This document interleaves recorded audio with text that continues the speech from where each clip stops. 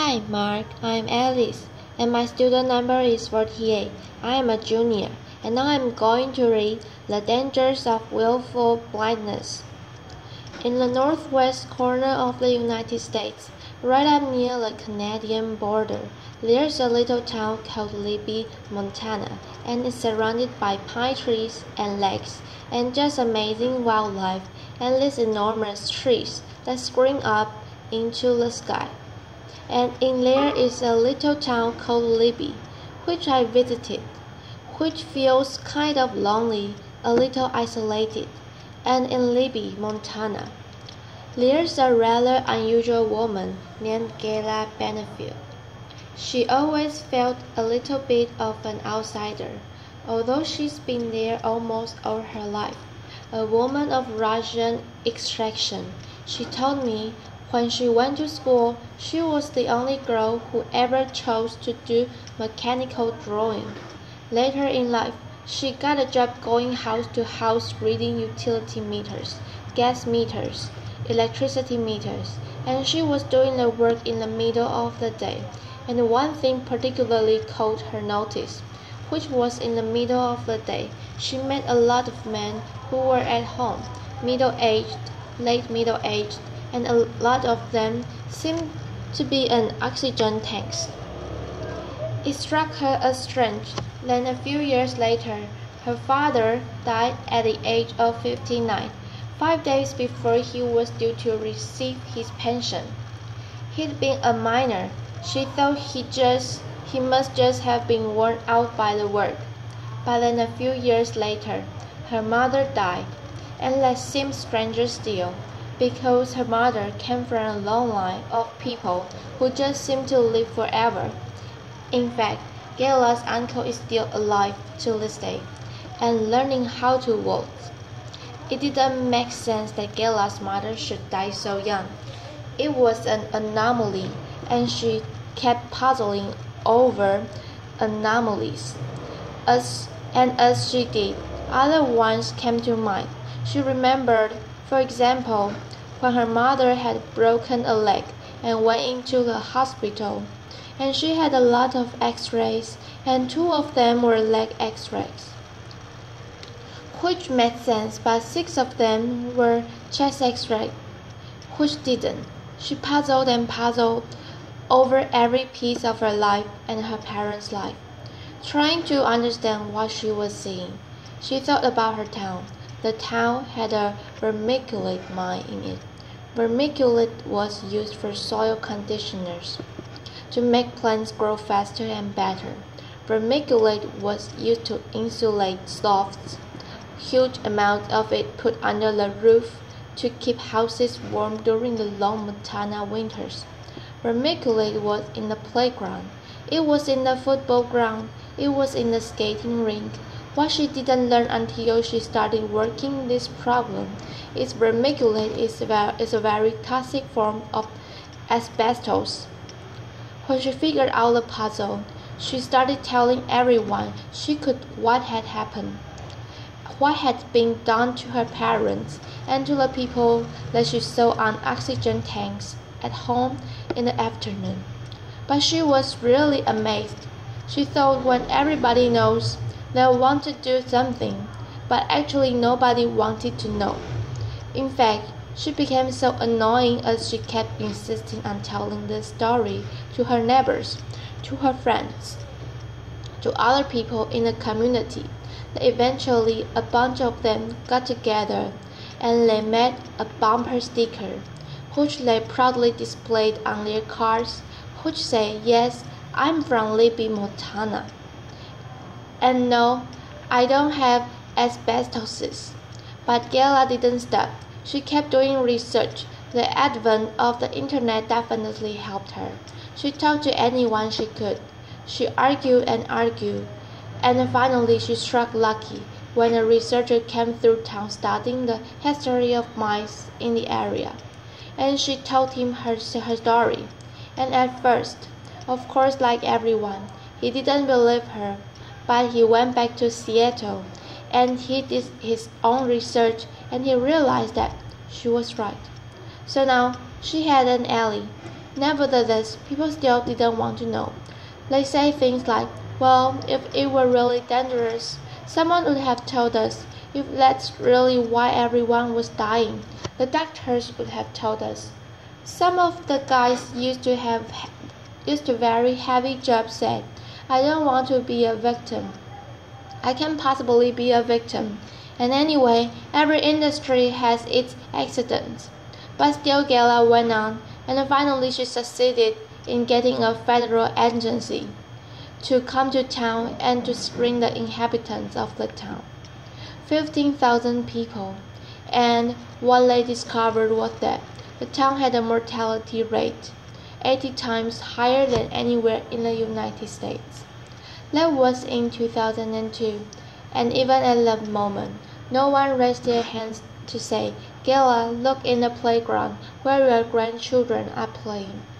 It's lined with vermiculite. This wasn't ignorance. It was willful blindness. Willful blindness is a legal concept, which means if there's information that you could know and you should know but you somehow manage not to know, the law deems that you are willfully blind. You have chosen not to know. There's a lot of willful blindness around these days. You can see willful blindness in banks when thousands of people sold mortgages to people who couldn't afford them. You could see them in banks when interest rates were manipulated and everyone around knew what was going on. But everyone studiously ignored it. You can see willful blindness in the Catholic Church, where decades of child abuse went ignored. You could see willful blindness in the run-up to the Iraq War. Willful blindness exists on epic scales like those, and it also exists on very small scales, in people's families, in people's homes and communities, and particularly in organizations and institutions. Companies that have been studied for willful blindness can be asked questions like, are there issues at work that people are afraid to raise? And when academics have done studies like this of cooperation in the United States, what they find is 85% of people say yes. 85% of people know there's a problem, but they won't say anything. And when I duplicated the research in Europe, asking all the same questions, I found exactly the same number. 85%. That's a lot of silence. It's a lot of blindness. And what's really interesting is that when I go to companies in Switzerland, they tell me this is a uniquely Swiss problem. And when I go to Germany, they say, oh yes, this is the German disease. And when I go to companies in England, they say, oh yeah, the British are really bad at this. And the truth is this. This is a human problem. We're all under certain circumstances willfully blind. What the research shows is that some people are blind out of fear. They are afraid of retaliation, and some people are blind because they think, well, seeing anything is just futile. Nothing's ever going to change. If we make a protest, if we protest against the Iraq War, nothing changes, so why bother? Better not to see this stuff at all. And the recurrent theme that I encounter all the time is people say, well, you know that the people who do see, there are whistleblowers, and we all know what happens to them. So there's this profound mythology around whistleblowers which says, first of all, they're all crazy. But what I've found going around the world and talking to whistleblowers is actually they are very loyal and quite often very conservative people. They are hugely dedicated to the institutions that they work for and the reason that they speak up. The reason they insist on seeing is because they care so much about the institution and want to keep it healthy. And the other thing that people often say about whistleblowers is, well, there's no point, because you see what happens to them. They are crushed. Nobody would want to go through something like that. And yet, when I talk to whistleblowers, the recurrent tone that I hear is pride. I think of Joe Darby. We all remember the photographs of Abu Ghraib, which so shocked the world and showed the kind of war that was being fought in Iraq. But I wonder who remembers Joe Darby, the very obedient, good soldier who found those photographs and handed them in. And he said, "You know, I'm not the kind of guy to rat people out, but something just crossed the line. Ignorance is bliss, they say, but you can't put up with things like this." I talked to Steve Bolsing, a British doctor, who fought for 5 years to draw attention to a dangerous surgeon who was killing babies. And I asked him why he did it, and he said, "Well, it was really my daughter who prompted me to do it. She came up to me one night, and she just said, 'Dad, you can't let the kids die.' Or I think of Cynthia Thomas, a really loyal army daughter and army wife, who, as she saw her friends and relations coming back from the Iraq War, was shocked by their mental condition and the refusal of the military of recognize and acknowledge post-traumatic stress syndrome, that set up a cafe in the middle of a military town to give them legal, psychological, and medical assistance. And she said to me, "You know, Margaret, I always used to say I didn't know what I wanted to be when I grow up, but I've found myself in this cause, and I'll never be the same. We'll enjoy so many freedoms today, hard-won freedoms, the freedom to write and publish without fear of censorship, a freedom that wasn't here the last time I came to Hungary, a freedom to vote, which women in particular had to fight so hard for, the freedom for people of different ethnicities and cultures and sexual orientation to live the way they want. But freedom doesn't exist if you don't use it. And what whistleblowers do and what people like Gala Benefield do is they use the freedom that they have.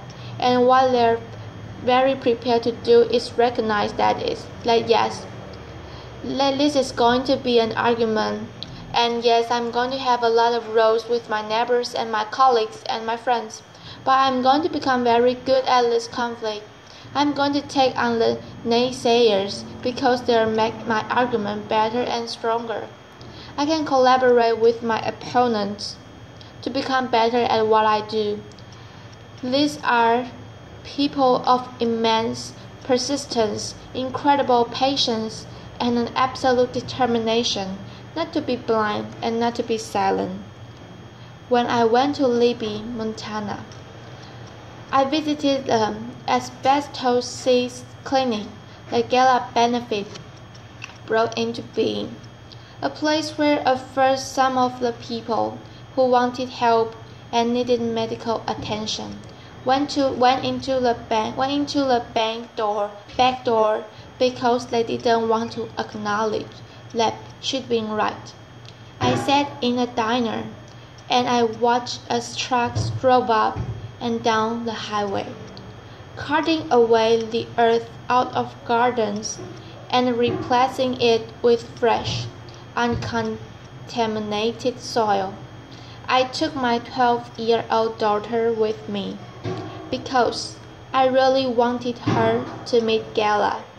And she said, "Why? What's the big deal?" I said, "She's not a movie star, and she's not a celebrity, and she's not an expert. And Gala's the first person who'd say she's not a saint. The really important thing about Gala is she is ordinary. She's like you, and she's like me. She had freedom, and she was ready to use it. Thank you very much." Applause. Bye-bye, Mark.